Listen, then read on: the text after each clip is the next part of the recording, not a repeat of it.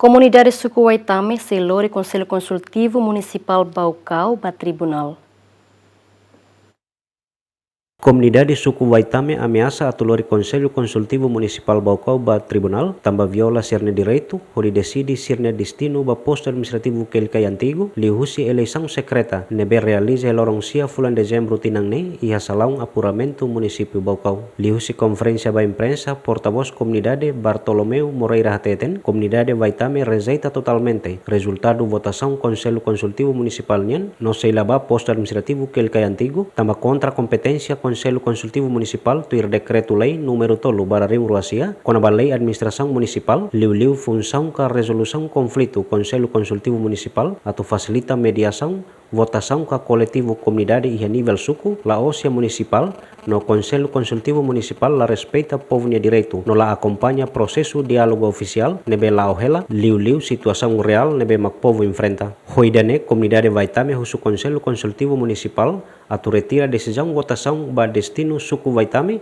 atau hamutu ko posto administrativo Kelkai antigo, no for oportunidade ba comunidade Sira atau decide tuir Decreto Lei número 3 Bararim Ruasia, administração municipal, tambah problema dificuldade comunidade Waitame maksente. Ami comunidade Waitame mantém na fatin a minha posição, a minha estatuto no dar posto Kelkai centro.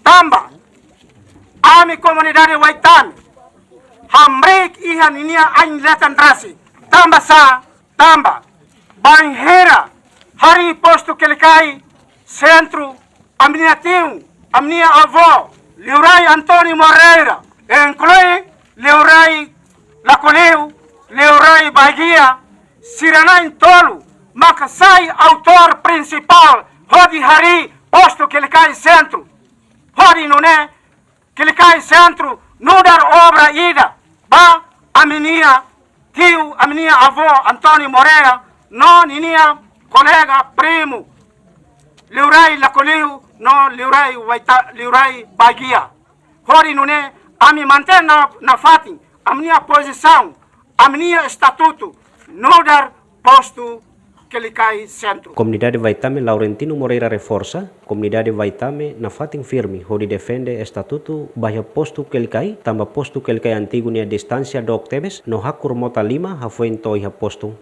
Confirma bamano e depois ami halona carta ida liuhusi aminia intelectual sotot ami sei halo pedido ba órgão nebe competente. Elisão nebe orse kodbe rua ia dia 9 de dezembro iha CCM latuir lei número 3 Tinan 2009. Entretanto, presidente Conselho Consultivo Municipal Baucau Veneranda Lemos Ateten, decisão nebe mak Conselho Consultivo Municipal Foti lihusi eleição secreto mak comunidade suku Waitame la concorda bele la otoir dalang legal. Seita ne normal.